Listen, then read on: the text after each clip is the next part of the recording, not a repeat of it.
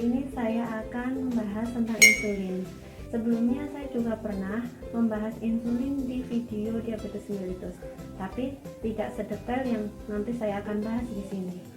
Insulin itu tempatnya di sel beta pankreas. Secara kimiawi, insulin terdiri dari dua ikatan rantai peptida A, rantai peptida B.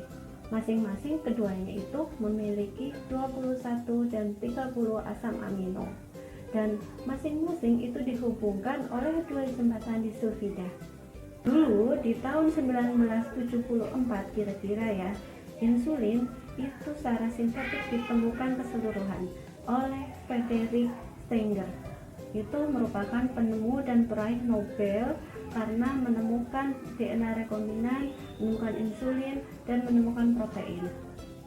Insulin sendiri itu tidak layak digunakan karena membutuhkan 200 reaksi kimia yang biayanya sangat mahal, sehingga tidak bisa diproduksi secara besar-besaran. Nah, dewasa ini insulin itu diproduksi hanya dengan dua cara semisintetik dan cara biosintetik. Untuk produksi secara semisintetik, ini bahan pangannya menggunakan insulin babi, karena insulin babi ini sangat mirip dengan hormon manusia. Kenapa kok tidak memakai insulin sapi? Insulin sapi itu sangat berlainan dan berlebihan struktur molekulnya dibanding insulin babi. Hanya bedanya di insulin babi itu hanya satu asam amino saja, yaitu yang posisinya di C30, namanya alanin. Alanin ini sebagai gantinya theronin yang bertukar secara enzimatik pada transpeptidase.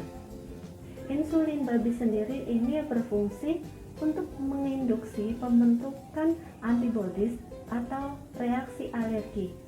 Nah, contoh dari insulin babi ini sendiri adalah insulin 30/70, insulin reguler, dan tretat NPH. Aktivitas insulin babi ini sekitar 40 UI per mili. Sedangkan produksi secara biosintetik ini menggunakan teknik DNA rekombinan gen proinsulin. Artinya, suatu rantai polipeptida dengan 84 asam amino ini dimasukkan ke dalam kuman E. coli atau ragi Saccharomyces cerevisiae. Nah, di sana terbentuklah proinsulin. Nah, dari produksi proinsulin itu yang telah terbentuk, maka dihilangkan dua jembatan yang menghubungkan rantai semuanya itu. Ini akhirnya tersisa menjadi insulin. Contoh dari insulin dengan cara produksi biosintetik ini adalah ada monotat human, ada mixtat human, ada insulatat human. Aktivitas insulin ini adalah 100 UI per mili. Nah, human insulin ini sangat identik dengan pankreas Fali karena sifatnya itu tidak bersifat imunogen. Tadi dibandingkan dengan insulin babi ya, ini sifatnya lebih murni dibanding insulin babi. Makanya kebanyakan dari negara-negara di dunia ini sudah meninggalkan insulin babi, sehingga banyak yang membawa atau menggunakan insulin human. Untuk penjelasan selanjutnya adalah saya akan menjelaskan tentang lama kerja sediaan insulin. Banyak dari teman-teman itu juga belum mengetahui ya seberapa besar tentang faktor-faktor yang mendukung tentang lama kerja sediaan insulin. Lama kerja sediaan insulin itu tergantung dari faktor individual, terus aktivitas fisik, dan tergantung juga dari posisi atau lokasi injeksi. Contohnya nih, pemberian injeksi insulin secara intramuskuler itu lebih cepat dibanding pemberian insulin secara subkutan. Pemberian insulin secara subkutan di perut itu lebih cepat dibanding pemberian secara subkutan di lengan, di paha, dan di bokong. Terus lama kerja sediaan insulin juga tergantung dari bentuk insulin. Nah, di sini nanti saya akan satu persatu menjelaskan lama kerja dari bentuk insulin. Untuk lama kerja dari bentuk insulin ada 3: lama kerja secara singkat, lama kerja secara long acting, lama kerja secara medium acting. Untuk lama kerja insulin secara singkat, ini contohnya actaprid, velsulin, dan masih banyak lain.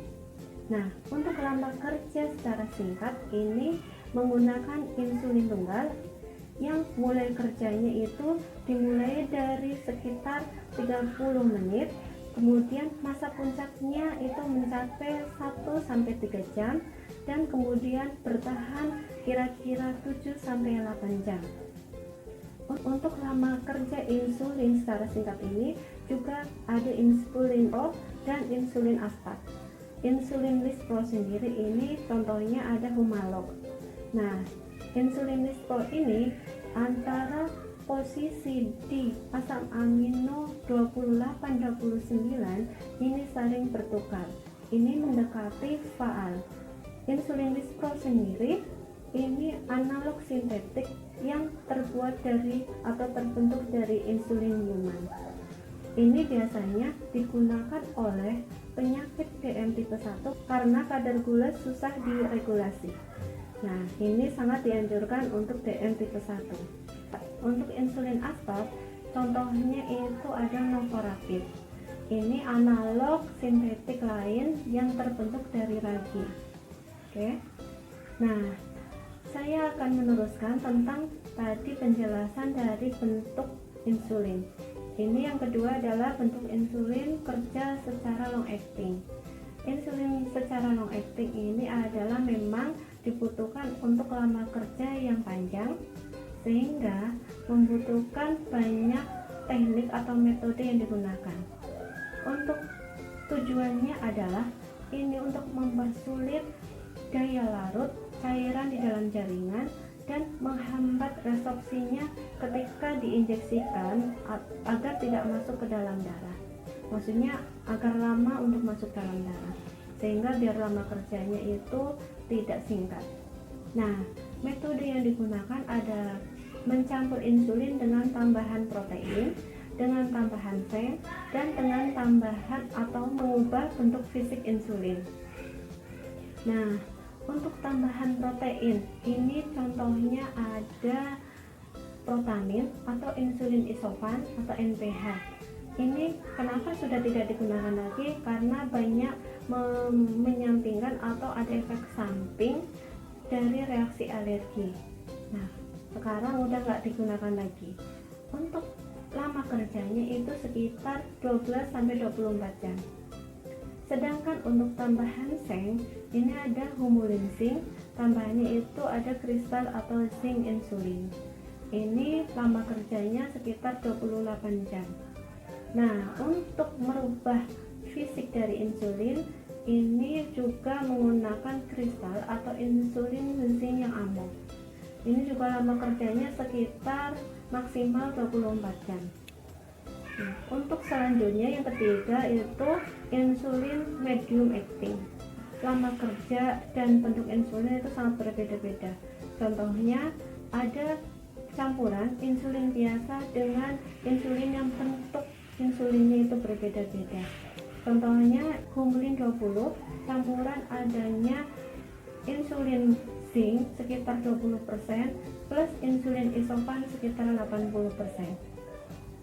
Sifat-sifat insulin sendiri ini ada dua macam, secara kinetik dan secara imogenitas. Secara kinetik maksudnya insulin tidak digunakan secara oral, tetapi insulin ini digunakan secara diinjeksi. Kenapa begitu? Karena secara oral ini tidak bisa diure di dalam enzim atau di enzim pencernaan. Karena ini adanya pepsin di lambung, makanya insulin ini tidak dipakai secara oral. Ini insulin cepat dirombak di dalam hati, di ginjal, dan di usus. Untuk pemakaian insulin sendiri ini setengah jam sebelum makan, oke? Dan tidak boleh melebihi dari itu. Teman-teman, di insulin atau pemberian insulin juga ada efek sampingnya loh. Makanya di sini saya akan satu persatu menjabarkan reaksi efek samping dari insulin agar nanti teman-teman bisa waspada bagi yang menggunakan insulinnya. Untuk efek samping pertama itu adanya reaksi alergi. Nah, hati-hati ya teman-teman untuk reaksi alergi. Makanya jika teman-teman ingin memberikan injeksi insulin, ini juga waspada pada posisi tempat injeksi. Jangan hanya satu tempat saja, bisa berpindah-pindah. Kalau namanya di perut sebelah tengah, itu juga bisa pindah di sebelah manapun, tapi jangan di posisi yang sama. Nah, terus ada hipoglikemi. Bagi teman-teman ini juga waspada. Kadang pemakaian insulin juga itu cepat sekali penurunan gula darahnya. Karena apa? Karena bisa jadi karena ada interaksi obat. Terus ada bagi teman-teman yang makannya telat atau tidak makan setelah pemakaian insulin, itu juga cepat penurunan gula darah. Terus ada juga yang overdosis secara berlebihan pemberian dosis insulin. Itu juga bisa mengakibatkan adanya hipoglikemi. Terus yang ketiga itu ada resistensi insulin. Resistensi insulin tadi juga saya sudah sebutkan bahwa untuk pemakaian insulin juga harus ada pindah tempat. Karena ya nanti takutnya akan terjadi reaksi alergi ya, meskipun ringan tapi itu juga teman-teman perlu waspada. Untuk efek samping yang selanjutnya ini adalah adanya lipodistrofia atau terganggunya pada pembentukan lemak. Makanya teman-teman juga bisa terjadi adanya kekurangan pembentukan lemak atau kelebihan pembentukan lemak. Itu yang tadi saya sebutkan juga harus pindah-pindah tempat injeksi. Untuk selanjutnya adanya gangguannya akomodasi mata. Bisa teman-teman nanti terjadi di mata teman-teman adanya efek samping terganggunya di lensa mata. Terima kasih, sekian info dari saya. Jika ada kekurangan mohon dimaafkan ya teman-teman. Dan jika teman-teman masih bingung atau masih ingin menanyakan tentang sediaan insulin, bisa komentar di bawah ini. Dan ini semoga bermanfaat ya teman-teman. Ilmu yang saya bagi ini adalah ilmu untuk belajar kita bersama. Oke, dah.